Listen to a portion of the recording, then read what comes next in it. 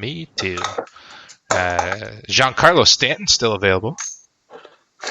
I mean, yeah, I would take him. I would take the chance. Yeah. Let's wait another round. So let's see here. Top ranked on the year. Outfielders remaining. Giancarlo, Lorenzo Cain, Mitch Haniger, Nick Castellanos, Will Myers, AJ Pollock, Michael Conforto, Victor Robles. I like Conforto. So let me tell you this one. This is interesting here. It is a Imperial Stout with honey, aged in bourbon barrels, conditioned on Mexican cacao nibs, vanilla beans, bacilla chilies, and orange peel. Ah, very nice. Sounds a little crazy. Sounds delicious. I don't know if it'll be quite as good as Prairie Birthday Bomb, but we'll see. Yeah, well, keep your standards low, and then everything tastes so good after that. I will tell you, I had that beer when it was warmed up, and I will tell you the vanilla does not come out as much when it's warmed up. So I can see what you're saying. I still like it, but I like it a little bit cooler probably than some other beers. I will give you that. Maybe a nice 60, 65 degrees instead of like a 50, 55 is probably where you want to have that. Maybe even a little 65 just to get the vanilla to come out, the smoothness. Yeah, well, to each their own, my friend. Any reply from Mr. Mark? No, nothing back yet. I say we roll. All right, man, let's do it. We are about to do our PGA breakdown for this week's tournament. Mr. Adam White, resident PGA expert and man about town. Hit me. Sure. Let me just start off by saying I missed you guys last week. Wednesday night did not feel the same after work. I don't know how you guys feel, but I'm just laying it out there. It was a very boring, sad Wednesday evening for me. And you had your best of PGA all season. Oh, yeah. By quite a wide margin. So maybe I should thank you guys for not having me on the show to overcomplicate things. But, God, I should just not think about it more often and go with my gut and current form, and I guess I'll profit every week. I don't know. I love it. Well, first of all, what we didn't get to do I think it changes. Oh, go ahead. I was going to say it changes when you don't have to go through every single golfer at every single price, and that probably was beneficial to you. Let's just put it that way. Oh, definitely, absolutely, definitely. Yeah, we get overcomplicated sometimes, but what I wanted to talk about last week was how was the tournament in Detroit, and I'm sorry that my work got in the way of my play. I super apologize. Oh, it was awesome. The crowds were out in full force. The atmosphere was great. Patrick Reed almost hit me in the head with a drive, and I got to watch him up close and personal bank one off a tree, which was sweet. I almost yelled out like, "Hey, by the way, my company does driver fittings too," because he was spraying it everywhere off the tee. But I held back. No, it was a blast, man. I watched Victor Hovland shoot 64 on Sunday. I walked around with him for every hole of his final round. That was probably the highlight for me. I think that kid's going to be an absolute stud. He's the highest priced guy on DraftKings this week. I saw that. Yeah, the top three guys are all rookies, aren't they? Yeah, it's unbelievable, and they're all 21 or under. The youth movement is here. So, the event was awesome. Though the course I thought was in good shape. They actually slowed down the greens. The PGA Tour asked the green superintendent Jake Mendoza to slow the greens down because they were a little too fast for the guys. They want to make sure they can make a ton of birdies and make it player friendly. And I'm hoping they adjust it next year. But I think the event was very well received. It was very well run. A couple areas were a little bit congested, but that's expected. But crowds were out in full force. It was great to see, great for the city of Detroit, and a lot of good golf was played. Congrats to Nate Lashley, the freaking out of nowhere winner, journeyman on tour. He's like my age. I think he's 36. He's been trying out there for a long time. So good to see him lock up 2 more years of PGA Tour status. Yeah, that's fantastic. All right, well, give us the course breakdown of this week. What are we looking at? Well, we are in Illinois, a suburb outside of Chicago a little ways. It's a pretty short... Easy on the coughing, man. It's a pretty short course by PGA Tour standards, under 7,300 yards, 3 par 5s, 2 of which are very, very reachable. It's always around 20 under. Last year, I think Michael Kim out of nowhere went nuts and shot like 27 deep, but the winning score is usually somewhere between 18 and 22 under. Bent grass greens, bent grass fairways, very, very smooth and very easy greens to hit. So greens and regulation will be high this week, so scrambling really is not at a premium whatsoever. So I'm looking more at guys that can stick it close and make putts. That probably sounds familiar if you've ever listened to the show before. But when you got guys like Spieth, Zach Johnson, Steve Stricker, those are guys who all putt extremely well.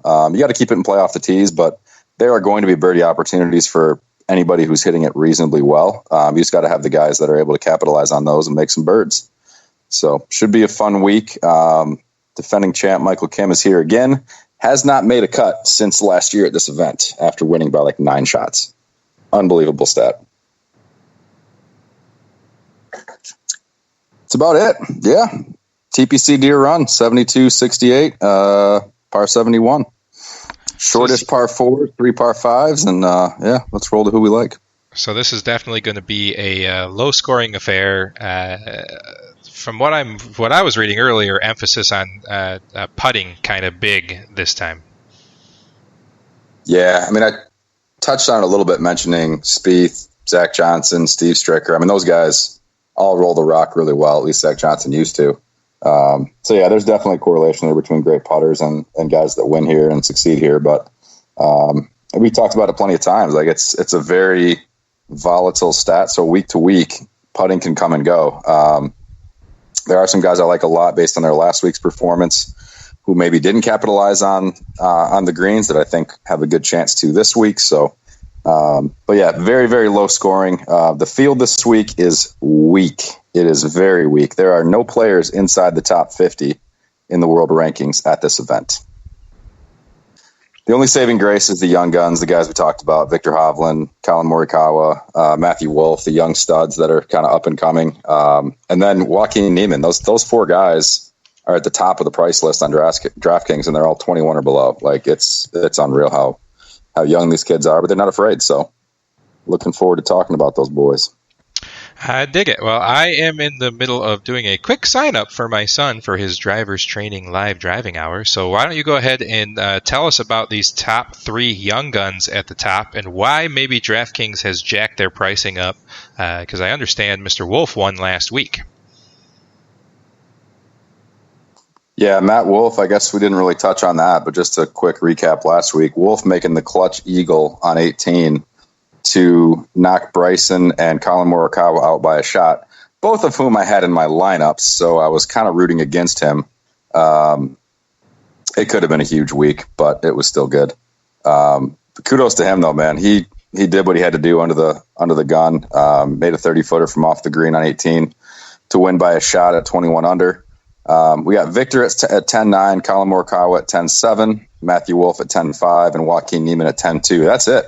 Nobody in the 11K range. Only have 4 guys, all of which are 21 or younger up top, and they're all in their first full seasons. Neiman played about the second half of last season, similar to what Wolff, Morikawa, and Hovland are doing this year. But it's a course for the first time in a few weeks that we actually have course history on. So we'll be able to hold on just 1 second for me, Adam.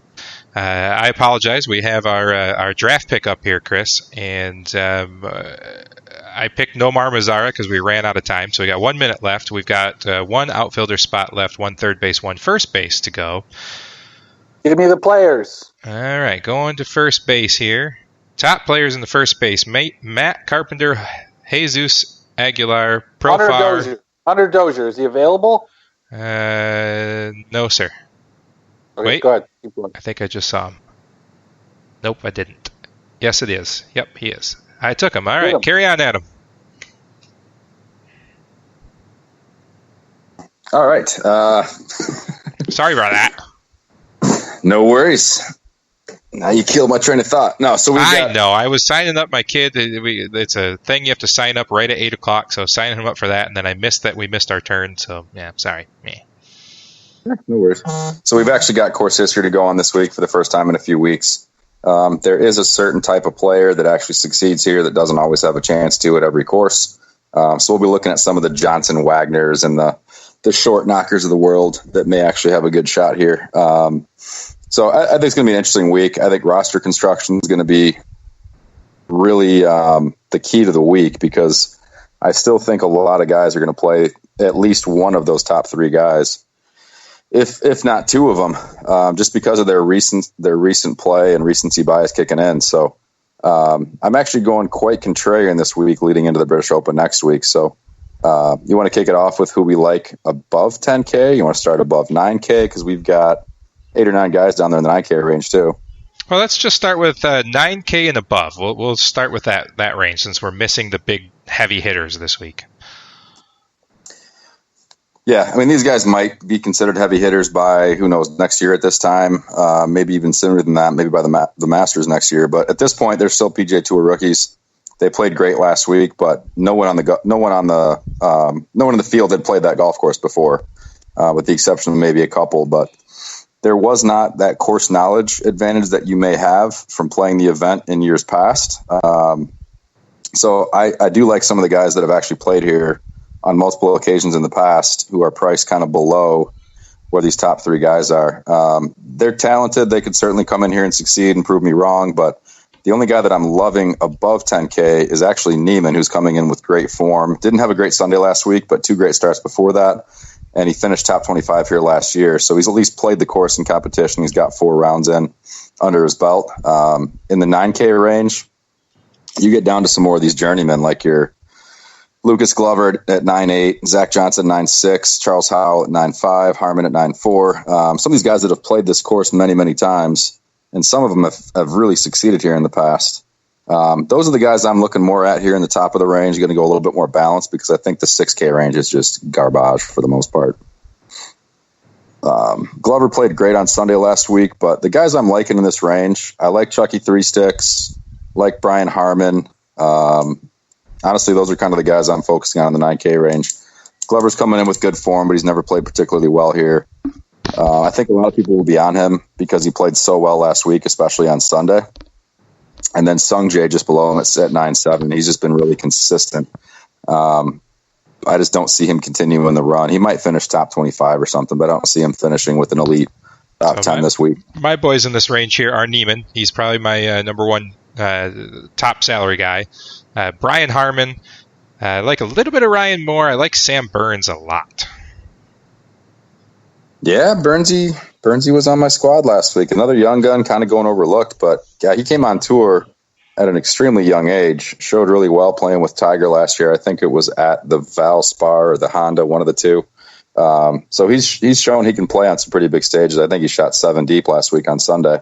So I don't mind Sam Burns. I'm just going a little bit different direction there in the 9K range. But I'm not playing. DB and Pat were all over Wyndham Clark. Yeah, I don't know if you watched any of the broadcasts on Sunday last week, but he was spraying it all over creation on Sunday. Was he? Bad? Yeah. I mean, I was rooting for him because he was my lowest owned guy who had a chance to win up there after M and Burns were in the clubhouse. So I wanted Clark to win, but he kept just hitting it left, right. One-handed follow through after one-handed follow. It got ugly. So you do have to put the ball in the fairway here to give yourself a good chance at sticking it tight. So I'm actually off of Wyndham, off of Sam Burns. I like those 2 guys we touched on, Charles Howell and Brian Harmon. Harmon's coming in with great form. He finished 10th here 2 years ago. Didn't play last year. Won back in 2014. So he's got very solid course history. This is his kind of course. You get a wedge in his hands, which he'll have 8 or 9 times on the par 4s alone. That's a recipe for success for him. So he's probably my favorite guy in the 9K range. Yeah, my top 2 guys that graded out in my little system today were Neiman and Harmon. Those are my top 2 guys.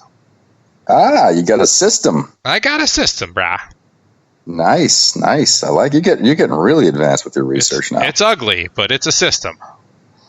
I don't even know who you are anymore. All right, I know. Like I don't even know how to pick a theme anymore. I mean, you're going with actual like data and strategy and looking at weird. I don't know how I feel about it. I've been trying it out. I did it once, and I won some money, and now I feel like I have to continue to do it.